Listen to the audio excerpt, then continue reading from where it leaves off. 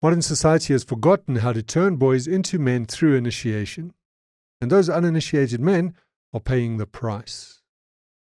I'm not saying we need to go back to old tribal rituals. Stick around and I'll show you why this is a problem and what you and we can do instead. The key piece in all of this, and the reason why we have the problem, is that young men are not crossing any of the psychological thresholds that initiation was designed to help them cross. And it's not your fault if you're a young man.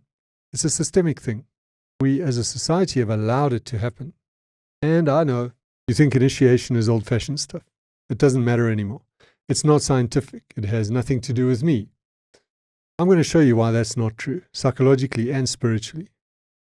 I'm going to connect the dots for you between the psychology of initiation and your or young men's lives today.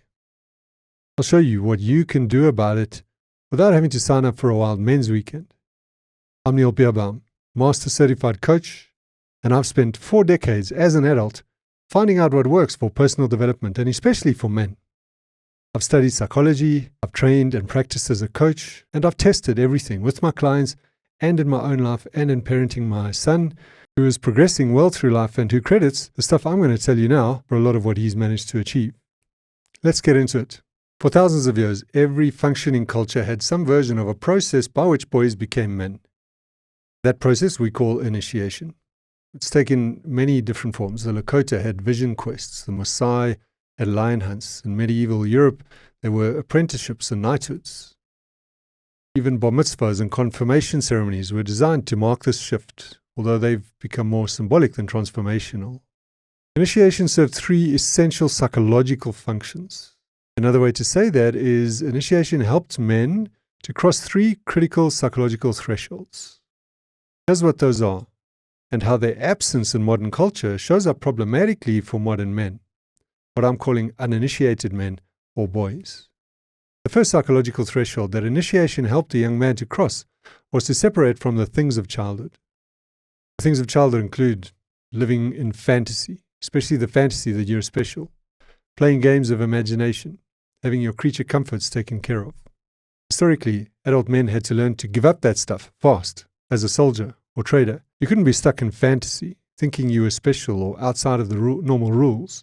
You'd very quickly get cut down to size. You needed to make good decisions, which meant being realistic, which meant not believing in luck and favorable odds, but rather recognizing just how much the odds were stacked against you, and therefore how hard you had to work, and yet still being willing to take a chance.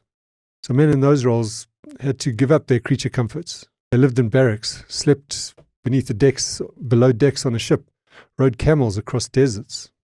Modern uninitiated men remain in that boyhood fantasy. They believe they're special, like their talent just has to be discovered, and they base their decisions on those very unrealistic odds. They're addicted to video games, more fantasy, and they get their meals cooked and laundry done by their mothers. Is that you?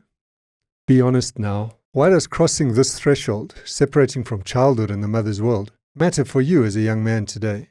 First up, it means you're clinging to fantasy, the idea that you're special. The impact of that is you're making decisions based on unrealistic odds. And this gets reinforced by gaming, which is based on simple, clear rules and unrealistic odds, none of which occur in real life.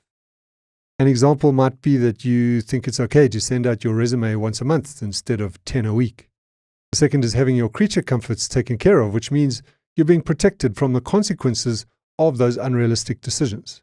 You're not paying the price, your parents are. Not only literally, but also through their concern. Also because while their job with raising you should be over and they should be able to kind of move on into their mature years, they're still carrying the burden of parenting you. It's not entirely true as well that you're not paying the price. You are, by falling further behind every day, but because you're stuck in fantasy, you don't realize it. So what this is showing us is that unless young men are thrust out of the nest with some measure of definiteness, I'm hesitant to call it force, you don't go, you cling to the comforts. It's probably natural. That's why the initiation ceremony and rituals were important to mark that event in everybody's mind. That maybe explains why in some traditional initiations young men were taken forcefully by the men. This was an essential part of the ritual. They were very deliberately ripped from their mother's world.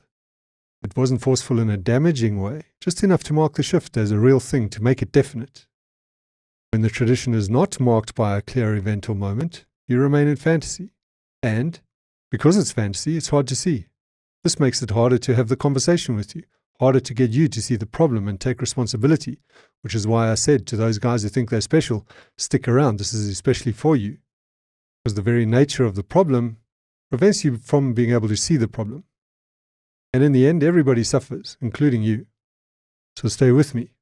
We're going to look at the failure to cross other thresholds, and then I'll tell you how you can cross each one by yourself today, since no one is doing it for you, and without going on a wild men's weekend. The second psychological threshold that initiation helped a man to cross was this. It introduced a man to that place within himself that could endure challenge and hardship. They did that by making it scary in some of the initiations. The boys were woken up unexpectedly in the dark of night. They didn't know where they were going or for how long. They couldn't take any creature comforts with them. Often the adults dramatized it to make it a little more scary. The men maybe wore masks and were quite gruff, and the mothers acted more upset than maybe they were in reality. When you're faced with the threat and uncertainty of a trip into the dark night, you have no choice except to dig deep and be brave, suck it up, endure stoically, and not cry like a baby and run home to mommy. That was needed for men to be able to go into battle, to hunt and fight, to travel to distant lands, to provide for a family during hard or uncertain times. Modern uninitiated men, quite simply, have never been pushed into those situations. Maybe the worst fear you might have faced is having no Wi-Fi for a week on holiday. You've never really had to dig deep. And I could be wrong here. Some of you might have had to dig very deep to handle an experience that was traumatic, maybe even at the hands of a father who was too aggressive or too violent, tried too hard to initiate you. That may not have helped you either. It wasn't in a controlled context, like the initiation process that was planned and executed by a tribe where adults kept each other in check. So maybe you had an experience or experiences that pushed you too far. You were traumatized, so it wasn't a growth experience for you. I acknowledge that. And why does crossing this threshold, finding inner courage and resolve, matter for you as a young man today? Not ever having been safely introduced to that place of inner courage and resolve means you're not equipped to deal with the harsh responses and the unknowns that come naturally with playing the game of life. Another way to put that is that you can't handle rejection. You can't bear the thought of failing in front of others, which means you're passive and procrastinating. You're failing to launch. You're not taking sustained, difficult action. An example might be that you don't apply for jobs because you might not get them. You don't ask people out because they might reject you. You don't start projects because they might not work. Or you don't put yourself out there because you might be judged. It's safer not to try. You think about it, but you don't act. You're not on the field of play. You're in the changing room, talking about the game, planning your approach to the game, dreaming big about the goals you're going to score, but you're not actually playing it. You're not playing and missing. You're not getting bruises. Traditional initiation forced failure. That was half the point. You were supposed to fail publicly in front of witnesses and discover that you were not special and that you could survive that realization. In fact, it took the pressure off by making you normal, not special. Put you on the field of play where failure was the teaching. The cruel irony for modern uninitiated men is while in your head there's hope, that's fantasy. That's you clinging to the idea that you're special. In reality, you're failing. You're just failing in slow motion. Everyone else can see it except you. And the fantasy mindset we spoke about earlier lets you get away with it. Again, I'll talk later about how you can cross this threshold for yourself in a modern context without necessarily having to go through the ritual, although sometimes there is value in ritual. The third psychological barrier that initiation helped young men to cross was being integrated into the adult community. During the process, the mature men showed the young man his role. He was no longer a receiver. He was now a contributor, a provider. Older men witnessed his transformation. They said, "You're one of us now. Here's what we expect. Here's what we'll support." This represents a context shift. It's like when you're playing a sport. You're part of the team, then suddenly you become the captain of that team.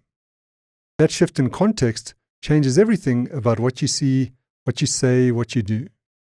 When you're just a player, you can complain about the coach with your mates.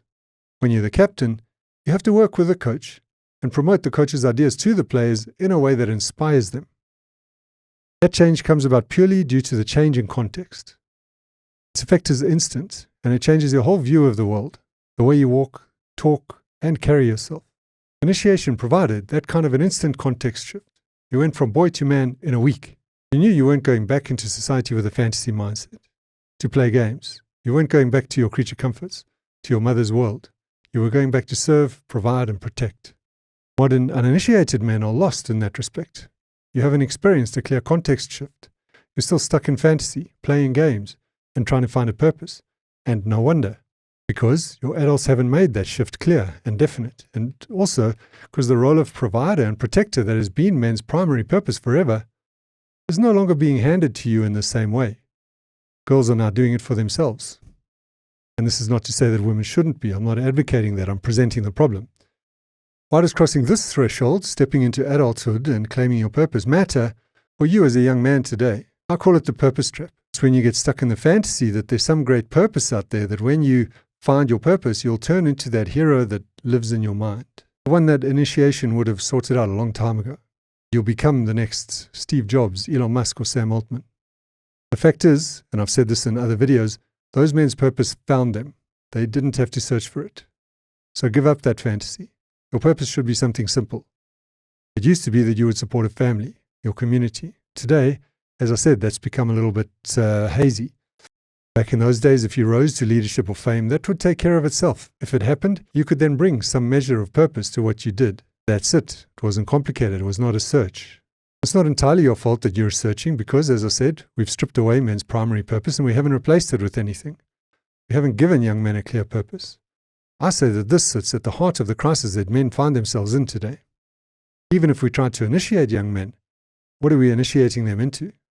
Again, I'll share some things you can do for yourself since no one is doing it for you. Let's go there now, what you can do.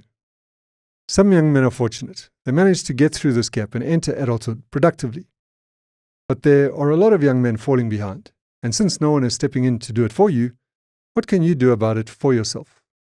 You can't recreate an ancient initiation ritual. You can't turn back the clock on modern society. You're here now in 2026 with the life you actually have. And while I do advocate some men's programs, that's not always the answer because they don't always connect the dots between what you experience there and what's going on in your life. Here's what I've seen work, not as theory, but tested across thousands of hours of coaching and in my personal life. The core principle is that you have to cross those 3 psychological thresholds yourself. You have to thrust yourself out there, into the unknown, into the zone of fear, by decision. Nothing else. No one is coming to do it for you. You have to do a Baron von Munchausen. He's a mythical hero who rescued himself and his horse from a swamp by pulling on his own ponytail. That's the only hero image you're allowed to hold on to. All the others are fantasy. Or to use a more modern analogy, you have to bootstrap your own initiation.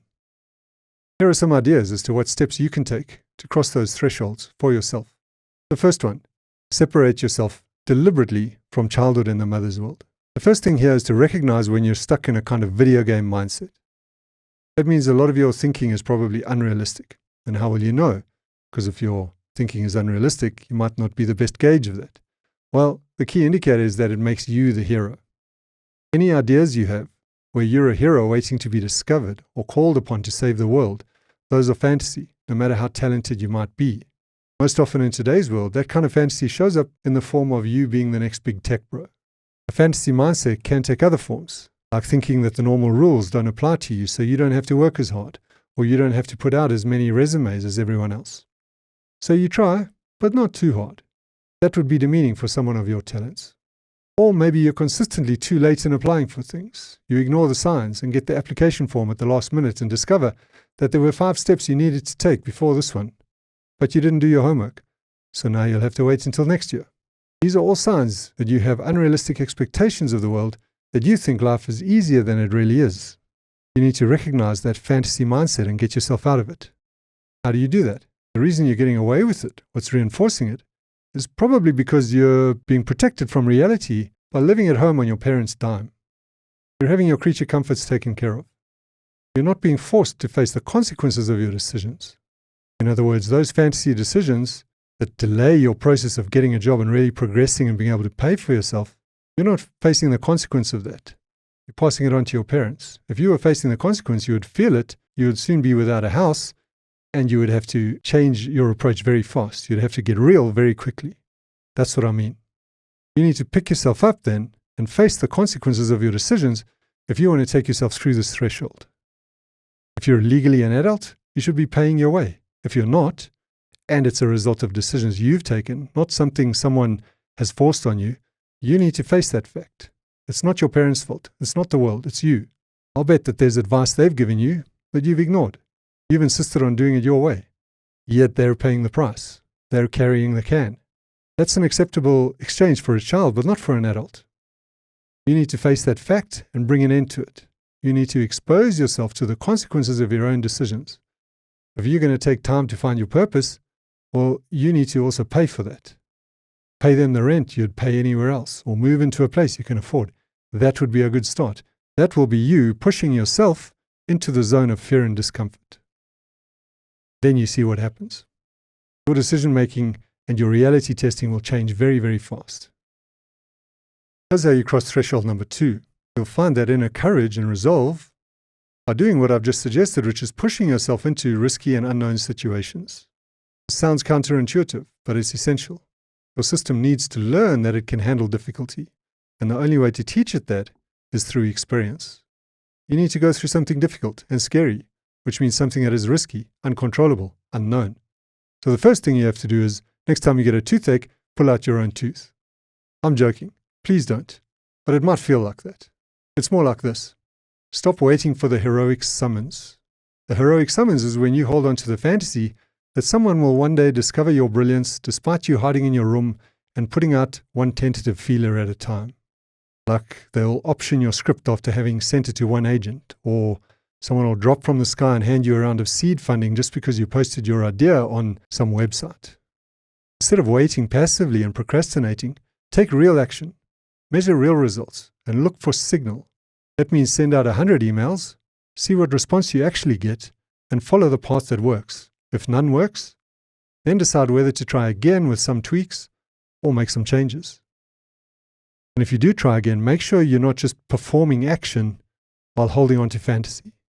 Be willing and ready at all times to give up the notion that you're special, that you're the chosen one. Sometimes life has other plans for you. Sometimes you have to find a different path to the goal. Sometimes you might have to put your dreams aside for a decade, then return to them. Show your willingness to consider all these options by testing things and seeing what comes back. You might find that you've been given advice by your parents, those parents who are paying the price for your decisions, that you've ignored. Consider listening to their advice. Actually try different things, even if it's for a year or two, and see what actual results you get. You might be surprised. If you work with data in this way, instead of dreaming, you'll get yourself out of fantasy and into reality, which is full of unknowns and letdowns. Being on the field of play will test you. You'll shoot and miss. You'll get some bruises. And if you keep going, you'll find that place of courage and resolve within. You'll know it. You'll feel it. You'll also see the results. Maybe not the results you dreamed of when you were stuck in fantasy mode, but results nonetheless. Your life will start to take shape. Again, not the shape you hoped for, but something real and tangible, something you'll feel, something you'll have to struggle with, and that struggle will be a more productive one than the struggle you had when you were hiding in your room. This is why some guys also set themselves physical challenges, cold showers, early mornings, physical training, putting yourself in social situations that scare you, that's another one. These are good, although the ones I mentioned earlier about getting out there and facing the consequence of your decisions, in financial terms, those are more impactful than simply taking a cold shower, because taking a cold shower can sometimes just be an excuse. Well, I'm exposing myself to hardship, but I'm still living at home on my parents' dime, making fantasy decisions in the world of commerce. No. Those are primary. The other stuff is supportive. You can also study the science of the flow state or state of optimal experience. I've done some videos on this, because there you'll discover that it's not what you do, but how you do it that matters. And that you can be happy doing stuff you never wanted to do in the first place. You'll also discover that you don't have to feel like it to get started. I've made quite a few videos on this topic under the theme of motivation. You can find them on this channel. Every time you do any of these things I've just mentioned, you prove to yourself that you can handle more than you thought. Find that connection to inner courage and resolve. Here's how you take yourself across threshold number 3, and that is step into adulthood and claim your purpose.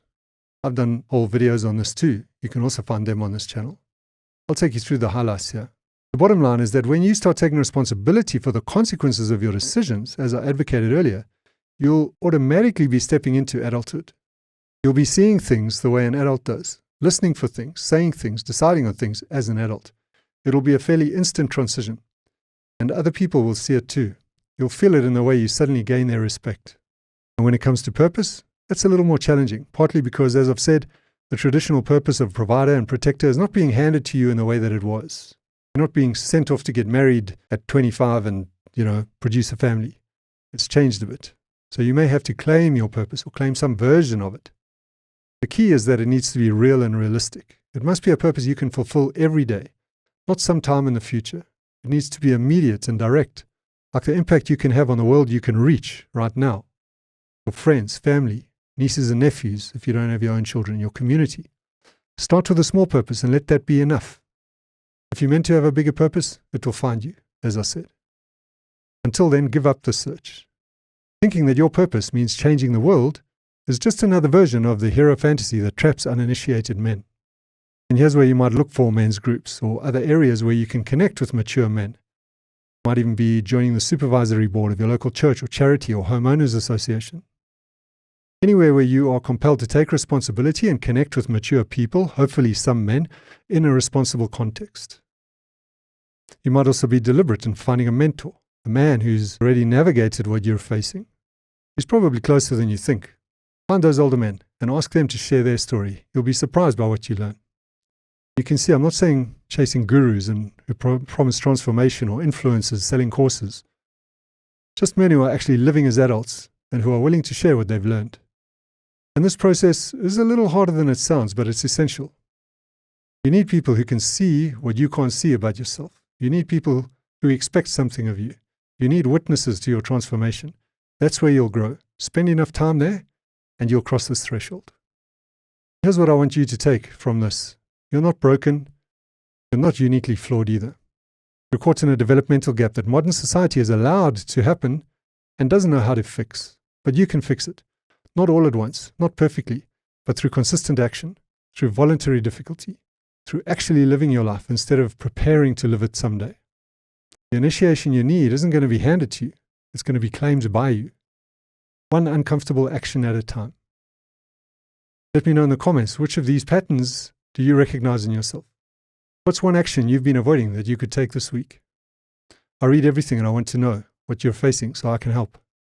I'm Neil Bierbaum, a Master Certified Coach with 25 years and 10,000 hours testing what actually works in the real world, not just in theory. Subscribe for more evidence-based truth about what the self-help industry won't tell you. Because your best self deserves better.